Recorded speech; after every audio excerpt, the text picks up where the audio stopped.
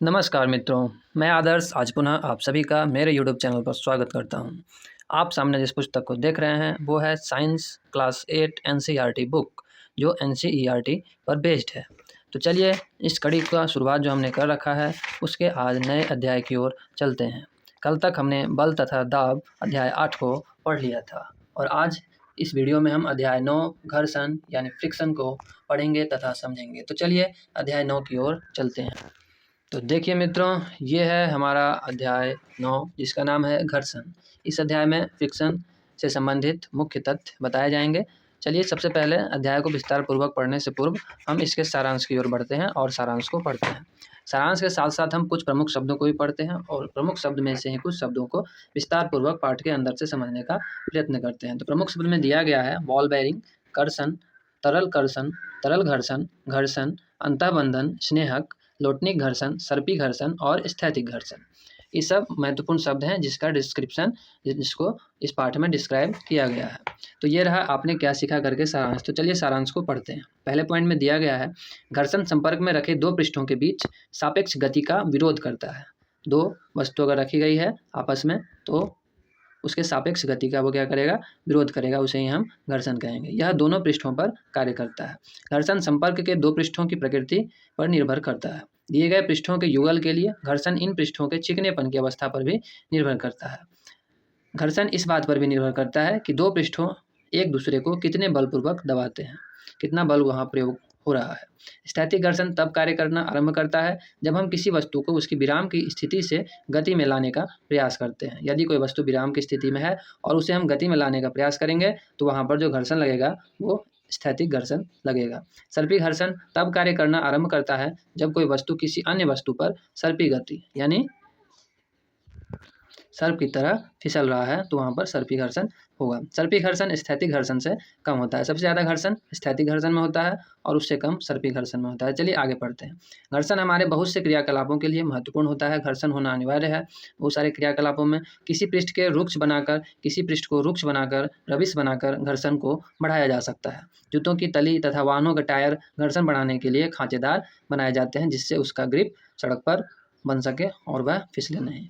कभी कभी घर्षण अवांछनीय भी होते हैं। घर्षण को कम करने की भी आवश्यकता होती है और कभी कभी घर्षण को बढ़ाने की भी आवश्यकता होती है। वह अपनी आवश्यकता अनुसार निर्भर करता है। उसके बाद है स्नेहक। स्नेहक किसे कहते हैं? स्नेहक लगाकर घर्षण को कम किया जा सकता है। स्नेहक मतलब जैसे ग्रीस जो होता है वह स्नेहक का काम करता है, उस लगा के हम घर्षण को कम कर सकते हैं। जब कोई वस्तु किसी अन्य वस्तु पर लोटती है, बेलन अगर किसी सतह पर आप रख दें तो वह लोटन करने लगेगी, तो लोटनी घर्षण का कार्य वहीं पर आरंभ हो जाता है। इसे ही हम लोटनी घर्षण कहते हैं। लेकिन लोटनी घर्षण जो होता है वो सर्पी की घर्षण से भी कम होता है। सबसे ज़्यादा स्थैतिक घर्षण और उससे कम हो गया सर्पी घर्षण और सबसे कम तीनों में लोटनी घर्षण होता है।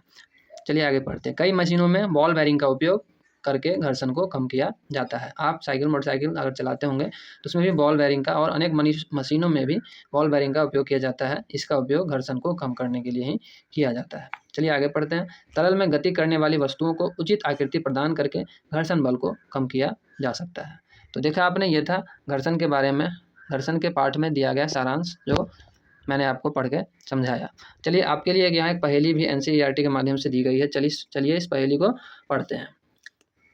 कुछ स्थितियों में मैं गति का विरोध करता हूँ, यद्यपि मैं गति को संभव बनाता हूँ, परंतु मैं सापेक्ष गति का सदा विरोध करता हूँ। दो गतिमान पृष्ठों के बीच लगाइए वहाँ कुछ स्नेहक, वहाँ बन जाता हूँ मैं छोटा। बनाइए गतिमान पृष्ठों को रुक्ष, बना देता हूँ मैं गति को कठिन। मैं हो सकता हूँ स्थैतिक, सर्पी अथवा लोटनिक, परंतु जब भी होते हैं दो पृष्ठ गति में होता हूँ मैं सदैव वहाँ। बताओ मैं हूँ कौन? ये पहेली है। इस पहेली का आंसर आप कमेंट बॉक्स में दे सकते हैं और वीडियो को पॉज करके आप अगर एक बार में नहीं समझे तो दोबारा भी इसे पढ़ सकते हैं। देखिए मित्रों, एनसीईआरटी में बहुत सारे इमेजेस का प्रयोग करके भी बच्चों को समझाया जाता है। यहाँ एक इमेज के द्वारा दिखाया गया है। देखिए एक लड़का चल रहा है और चलते चलते इसका पैर जो है एक केले के छिलके पर पड़ जाता है। केले के छिलके पर पड़ते ही जो घर्षण का प्रयोग यह रास्ता पर चलने के लिए कर रहा था वो घर्षण कम हो जाता है। कम होने से इसका पैर जो है फिसल जाता है और ये गिर जाता है। तो घर्षण का प्रयोग हमारे जीवन में बहुत ही महत्वपूर्ण प्रयोग है और इसका अलग अलग कार्यों में अलग अलग तरह का उपयोग है। अब यहाँ देखिए एक हाईलाइट करके कमानीदार तुला के बारे में कुछ बताया गया है। चलिए इसे पढ़ते हैं। कमानीदार मतलब लटकाने वाली एक तुला। तुला मीन्स तराजू। ये तराजू है, इसको लटका के यहाँ पर प्रयोग किया जाता है। चलिए इसके बारे में पढ़ते हैं। कमानीदार तुला वह युक्ति है जिसके द्वारा किसी वस्तु पर लगाने वाले बल को मापा जाता है। इसमें एक कुंडलित कमानी होती है, कुंडलित एक कमानी होती है जिसमें इसे लटकाया जाता है आगे, जिसमें बल लगाने पर प्रसार हो जाता है। कमानी के इस प्रसार की माप इसके अंशांकित पैमाने पर चलने वाले संकेतक द्वारा की जाती है। पैमाने के पाठ्यांक द्वारा बल का परिमाण प्राप्त होता है। यहाँ जो पाठ्यांक दिया हुआ है यहीं पर हम कितना बल का इसमें लटका हुआ है सामान वो हम प्राप्त करते हैं इसका रीडिंग करके। तो यही है कमानीदार तुला। इसका उपयोग हम आप भी अपने दैनिक जीवन में करते हैं। देखिए हमने 3 तरह के घर्षण को पढ़ा था। एक था स्टैटिक फ्रिक्शन, स्थैतिक घर्षण।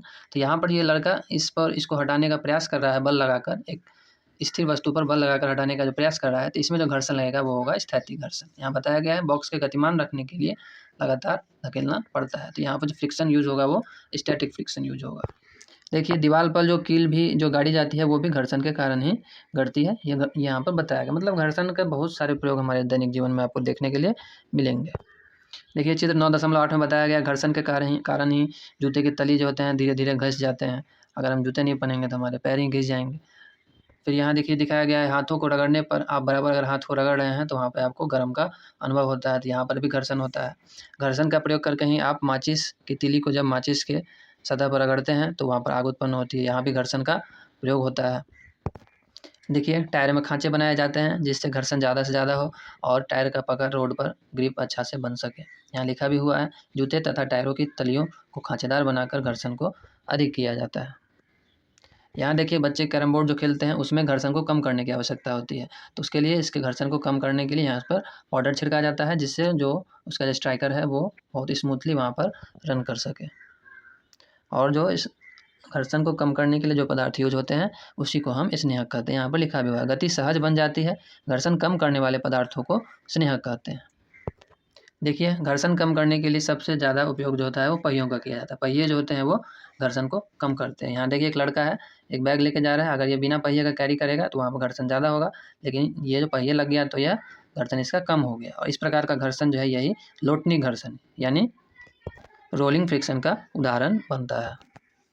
देखिए ये बॉल बेयरिंग है, अनेक मशीनों में, साइकिल में, मोटरसाइकिल, कार सभी में इसका प्रयोग किया जाता है। तो बॉल बेयरिंग का उपयोग घर्षण को कम करने के लिए किया जाता है और हमारा जो घर्षण अगर कम होगा तो उसमें जो मशीन सब लगे हुई हैं वो थोड़ा देर से घिसेंगी और स्मूथली कार, साइकिल, मोटरसाइकिल सब रन करेगा।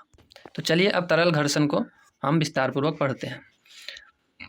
यहाँ लिखा हुआ है आप जानते हैं कि वायु अत्यंत हल्की तथा विरल होती है, फिर भी इससे होकर गति करने वाली वस्तुओं पर वायु घर्षण बल लगाती है।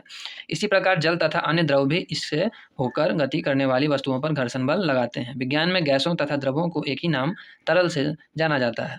गैस और द्रव दोनों को जो विज्ञान में नाम दिया गया है वो तरल है, सब तरल पदार्थ में ही आते हैं। अतः हम आगे क्या लिखा है कह सकते हैं कि तरल इनसे होकर गति करने वाली वस्तुओं पर घर्षण बल लगाते हैं। फिर देखिए मेन पॉइंट लिखा है जो पूरा अभी तक हम पढ़े उसका सारांश यहाँ पर एक लाइन में बता दिया। जो तरलों द्वारा लगाए गए घर्षण बल को ही हम कर्षण कहते हैं। जो तरल जो होते हैं गैस और द्रव उनके द्वारा जो घर्षण लगाते हैं उसको हम कर्षण कहते हैं और जो सॉलिड के द्वारा जो घर्षण लगाया जाता है उसको घर्षण ही कहते हैं। चलिए आगे पढ़ते हैं। किसी तरल पर लगने वाले घर्षण बल उसकी तरल के सापेक्ष गति पर निर्भर करता है। घर्षण बल वस्तु की आकृति तथा तरल की प्रकृति पर भी निर्भर करता है। स्पष्ट है कि जब वस्तुएं किसी तरल में गति करती हैं तो उन्हें उन पर लगे घर्षण बल पर पार पाना होता है। इस प्रक्रिया में उनकी ऊर्जा का क्षय होता है, अतः घर्षण को कम से कम करने के लिए प्रयास किए जाते हैं। अतः वस्तुओं को विशिष्ट आकृतियां दी जाती हैं। आपके विचार से वैज्ञानिकों को इन विशिष्ट आकृतियों के बारे में कहाँ से संकेत प्राप्त होते हैं? वास्तव में उन्हें ये संकेत प्रकृति से मिलते हैं। देखिए यहीं पर क्वेश्चन भी किया जाता है, यहीं पर आंसर भी दिया जाता है। तो ये ऐसे लिखने का मतलब ये है, इस तरह से आपको क्वेश्चन करके बच्चों को समझाना है और फिर इस तरह से आंसर देकर बच्चे आपको बताएंगे। अगर बच्चे नहीं बताएं तो आपको फिर उन्हें बताना है। चलिए आगे बढ़ते हैं। पक्षी तथा मछलियां तरल में गति करती हैं। उनके शरीर का विकास इस प्रकार हुआ होगा कि तरल में गति करते समय घर्षण पर पार पाने की उनकी ऊर्जा का क्षय यथासंभव कम हो।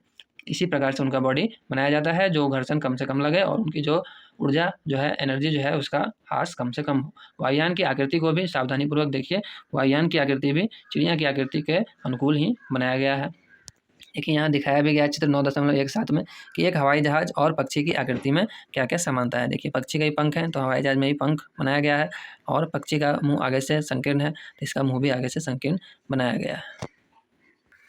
तो ये था मित्रों अध्याय 9 घर्षण यानी फ्रिक्शन के प्रकार और फ्रिक्शन का हमारा दैनिक जीवन में कहाँ उपयोग होता है, ये सब इसी पाठ में बताया गया है। तो पूर्णतः हमने इस पाठ को ख़त्म कर लिया और फिर हम नए वीडियो में फिर से आपके साथ मिलेंगे एक नए अध्याय के साथ। नए अध्याय का नाम है ध्वनि यानी साउंड से रिलेटेड चीज़ें इसमें बताई जाएंगी, जिसे हम अगले अध्याय में आपके साथ फिर से पढ़ेंगे और समझेंगे। तब तक के लिए आपका बहुत बहुत धन्यवाद। आपने वीडियो को यहाँ तक देखा।